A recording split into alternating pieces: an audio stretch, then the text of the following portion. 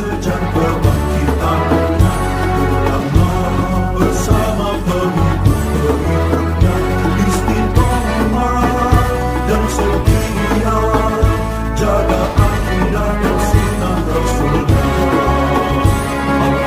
Alhamdulillah segala puji baginya, ulama bersama pengikut-pengikutnya istiqomah dan setia, menjaga agama Nusa dan bangsa. Mari kuatkan niat kita, kita bulatkan tekad kita, terus lanjutkan amal kita, mengembangkan hikmah kita. Assalamualaikum warahmatullahi wabarakatuh. Alhamdulillah wassalatu wassalamu ala sayyidina Muhammadir Rasulillah wa ala alihi wa ashabihi wa man tabi'ahu hudahu wa jama'atah wa la hawla wa la quwwata illa billah. Amma ba'du. Sama-sama kita hormati Ustaz Samin, Bang Jajam, segenap para orang tua, para sesepuh jamaah Majlis Ta'lim Miftahul Khair dan Zahratul Hudan, hadirin sekalian majlis zikir yang hadir di malam Intidhar Lailatul Qadar pada malam hari ini. Kita akan melaksanakan satu kebiasaan yang memang dilakukan oleh Rasulullah Sallallahu Alaihi Wasallam. Dalam kitab I'anah itu disebutkan wa yusannu iktsaru hadhihi thalathah lil ittiba' roja'an musadafati lailatul qadri. Disunnahkan untuk kita umat Nabi Muhammad ini memperbanyak amalan 3 karena mengikuti Rasulullah. Kenapa disunnahkan? Roja'an musadafati lailatul qadri, yaitu dengan berharap tepat amalan-amalan kita ini tepat atau pas dengan Lailatul Qadar. Artinya yang dilakukan oleh guru kita Syekh Walid Kiai Ma'sum Nasuha ini memang ada dasarnya. Karena pernah ada orang bilang, ngapain Lailatul Qadar, tungguin gitu.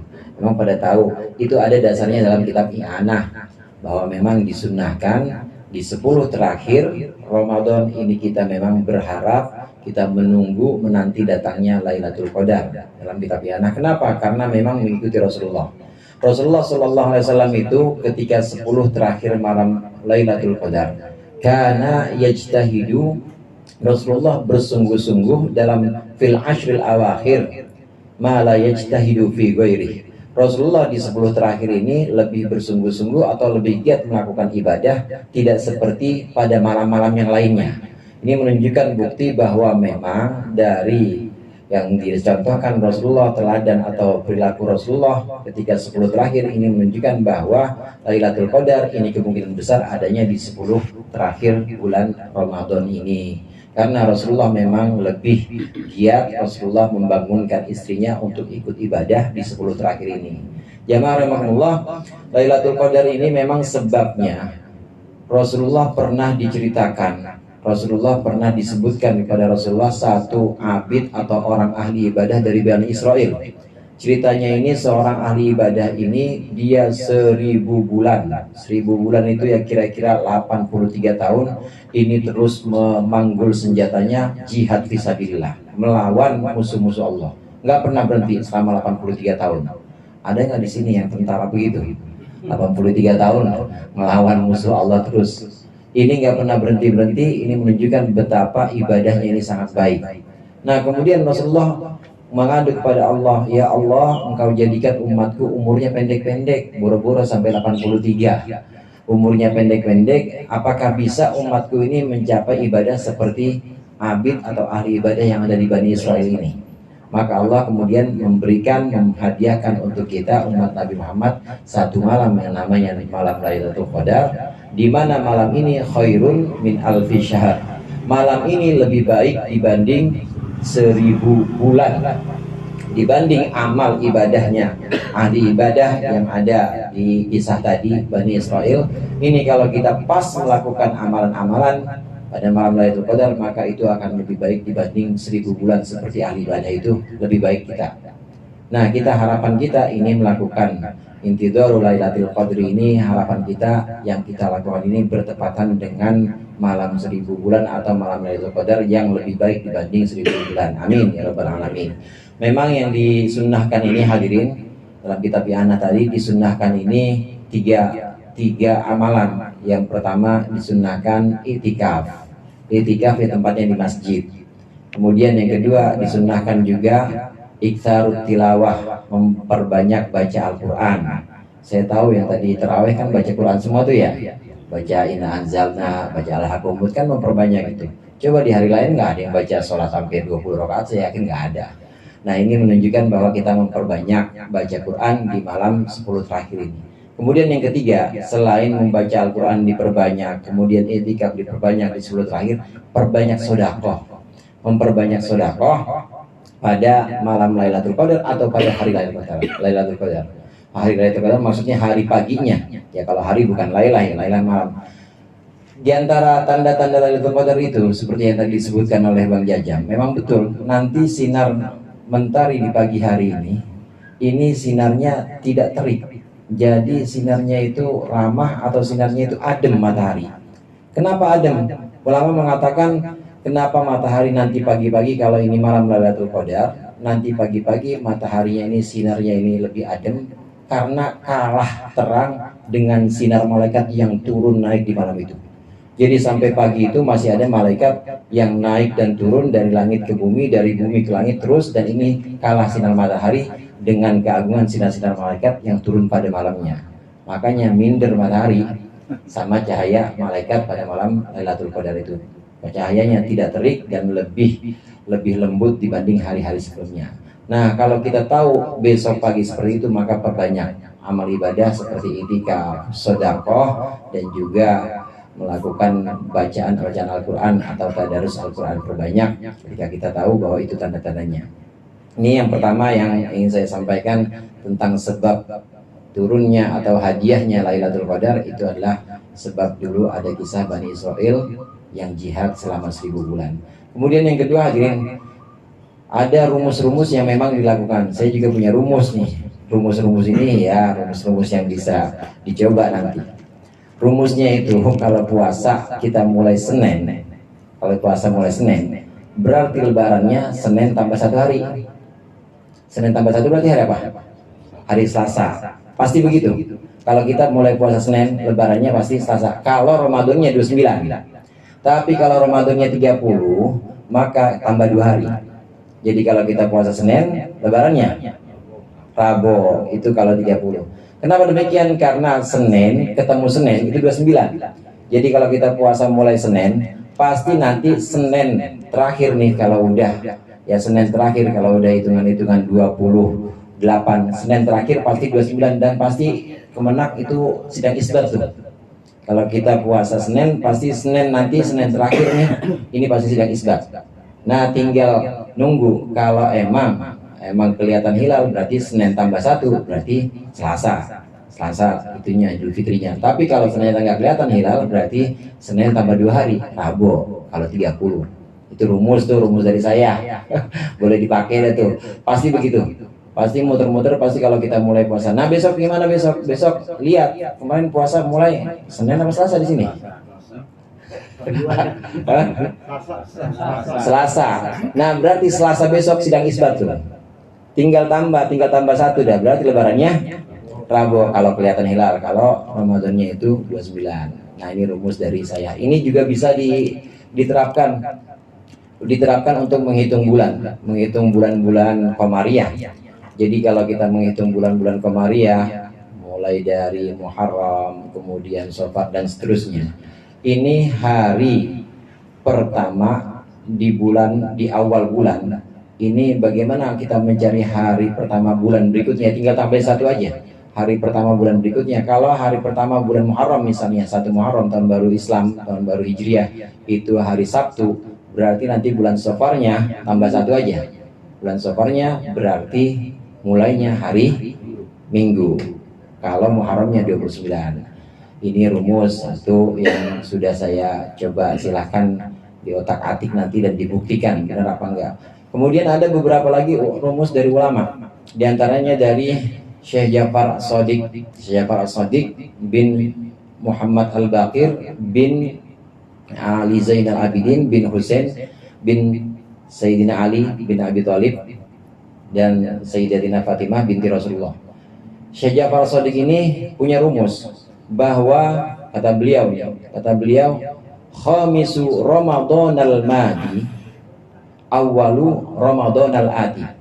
Hari kelima Ramadan yang lalu itu adalah hari pertama Ramadan yang akan datang. Hari kelima Ramadan yang tahun lalu itu adalah hari pertama Ramadan yang akan datang. Contoh nih, kemarin kita puasa mulai apa? Selasa. Hari kelimanya Selasa, Rabu, Kamis, Jumat, Sabtu. Maka tahun depan insya Allah puasanya mulai Sabtu. Dan ini dibuktikan oleh ulama-ulama setelahnya, nggak meleset selama 50 tahun, nggak meleset begitu. Hari pertama, hari kelima Ramadan tahun lalu adalah hari pertama Ramadan yang akan datang. Saya ulang lagi, hari kelima Ramadan tahun lalu itu adalah hari pertama Ramadan yang akan datang. Dan ini rumus nggak meleset selama 5 tahun. Walaupun kemungkinan meleset bisa saja. Kemungkinan meleset bisa saja. Saya coba beberapa tahun saya mundurin, ternyata ada juga yang meleset. Tapi selama 5 tahun pada waktu setelah Syekh Ja'far Shadiq mengatakan ini tidak meleset. Hari kelima Ramadan tahun lalu adalah hari pertama Ramadan yang akan datang. Ini rumus dari Syekh Ja'far Shadiq. Ini memang ulama-ulama melakukan tajribah ini. Nah, kemudian ada rumus lain dari para ulama. Memang ulama yang mengajarkan kita seperti ini, mengajarkan kita rahasia-rahasia sehingga kita mudah untuk menentukan kapan sebenarnya momentum atau manahak atau waktu-waktu di mana Allah mengangkat ibadah-ibadah hambanya. Ulama yang mengajarkan seperti ini. Seperti Lailatul Qadar yang kita tahu itu di 10 terakhir, kemudian dipersempit lagi di malam-malam ganjil. Nah, kemudian di malam-malam ganjil ini ada rumusnya lagi.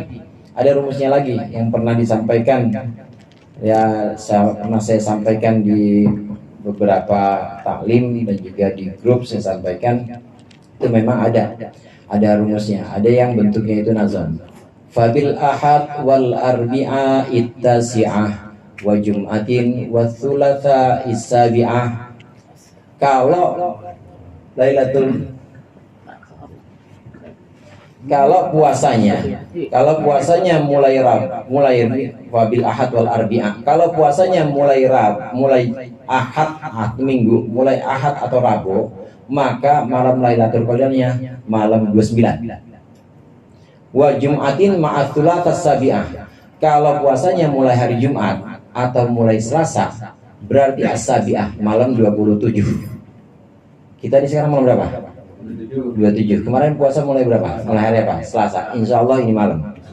Ini malam. Kalau mulainya hari Jumat atau hari Selasa, maka malam 27. Kemudian wa in badal khamisa fathali wa in badal khamisa fathal khamisatu wa in bada bisabti fathalithatu. Kalau mulainya itu Kamis, maka Lailatul Qadarnya malam 25. Kalau mulainya Kamis, Lailatul Qadarnya malam 25. Kalau mulainya itu Sabtu, wa in bada bisabti fathalithatu. Kalau mulainya Sabtu, maka malam 23. Wa in badal ifnaini fahyal hadi hada minas sufiyatiz zuhadi. Kalau mulainya puasa itu hari Senin, maka Lailatul Qadarnya malam 21.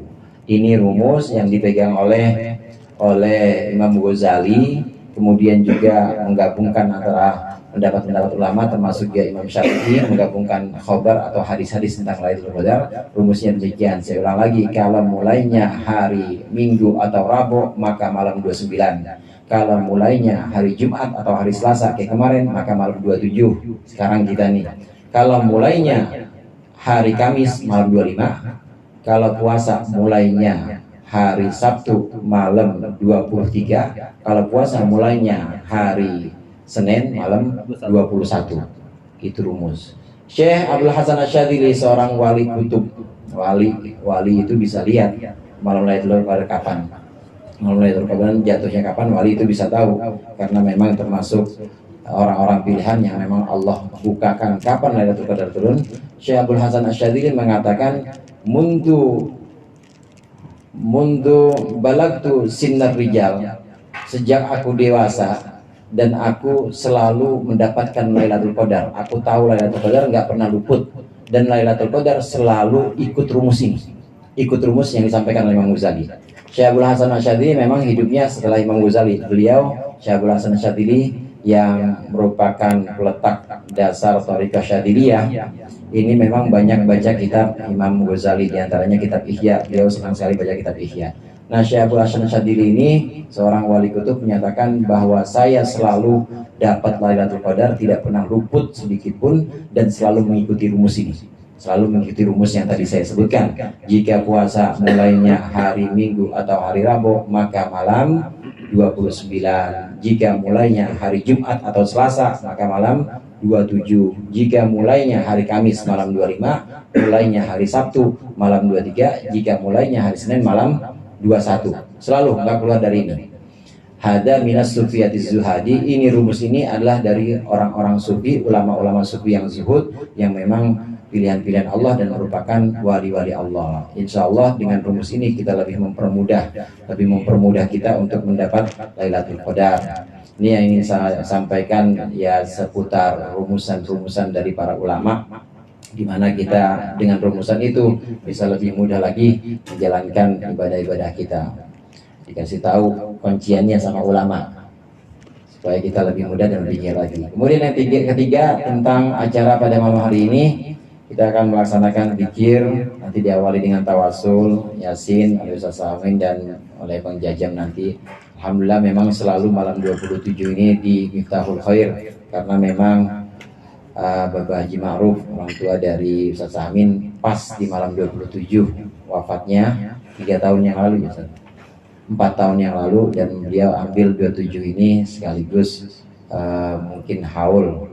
Nanti bacaan yasin dan tahlil tentu juga kita hadiahkan untuk almarhum dan juga untuk orang tua kita yang telah mendahului, untuk guru-guru kita. Nanti setelah itu diikuti saja tahlilnya, karena ada perbedaan nanti, mungkin kulhu atau al-ikhlasnya lebih banyak, kemudian ada baca salawat burdah maulaya sholli wa sallim yang biasanya tidak ada pada tahlil umum, dan juga ada asmaul husna, ya Allah ya Rahman ya Rahim ya Wahab, ini juga tidak ada pada tahlil umum. Nanti diikuti saja sebagaimana nanti Bang Jajam yang menuntun. Setelah itu nanti selesai dari asmaul husna, baru kita baca salawat kamilah yang ada di depan kita ini sebanyak 4.444. Nanti masing-masing setiap satu kamilah ambil satu batu sampai habis. Selesai doa, setelah baca salat kamilah, nanti doa wahbah. Nanti doa wahbah selesai, ditambah doa namanya doa kamilah. Doa kamilah nanti saya baca, ada dalam doa kamilah itu satu waktu di mana saya berhenti. Nanti di situ silakan sebutkan hajatnya masing-masing, terutama untuk tetap imannya dan Islam kita, terangnya hati kita, barokah manfaat dunia akhirat, dan juga untuk keluarga kita, lebih besar lagi untuk keselamatan bangsa ini, lebih besar lagi untuk keselamatan umat manusia ini. Ada, saya baca kemarin ada perakiraan dari BMKG ya katanya ya. BMKG katanya akan ada bencana atau gempa nanti sekitar tanggal 8 atau tanggal 9 nanti katanya. Nah, ini mudah-mudahan Allah selamatkan kita, Allah selamatkan bangsa Indonesia. Karena memang demikian hadirin. Demikian, doa itu bisa menolak bala. Doa-doa kita yang kita mohonkan kepada Allah, ini di langit, ini berantem, bala turun, doa naik. Dan setiap malam seperti itu. Setiap malam itu kata Rasulullah, kalau kita bisa melihat itu ada pertarungan antara doa dengan bencana yang turun. Kita nggak bisa ngeliat aja. Dengan demikian, yang namanya doa itu pasti bermanfaat. Fa inna doa yanfa'u bima nazala wa ma lam yanzil, kata Rasulullah. Doa itu bermanfaat, baik turun bencana maupun gak turun bencana, yang namanya doa pasti bermanfaat. Begitu naik, kita lihat ada bencana itu, masalah doa yang lawan. Artinya doa juga bisa mengubah takdir. Dan kita di sini berdoa, ini juga takdir. Ini kan ditakdirin nih, Ustadz Yasin datang ke sini takdir. Kemudian Bang Mamat ikut baca doa, takdir juga. Berarti kita bagaimana mengubah takdir dengan takdir? Takdir turun bala atau turun bencana, kita ubah dengan takdir apa? Takdir kita ditakdir oleh Allah jadi orang-orang yang doa. Jadi melawan atau mengubah takdir dengan takdir ini memang bisa, dan ini terjadi di masa-masa sebelumnya, masa para ulama, masa para sahabat, dan masa Rasulullah. Memang ada pertarungan antara doa dengan bala. Nanti selesai doa kamilah, mohonkan hajat kita, terutama untuk hajat kita, keluarga, dan juga bangsa Indonesia.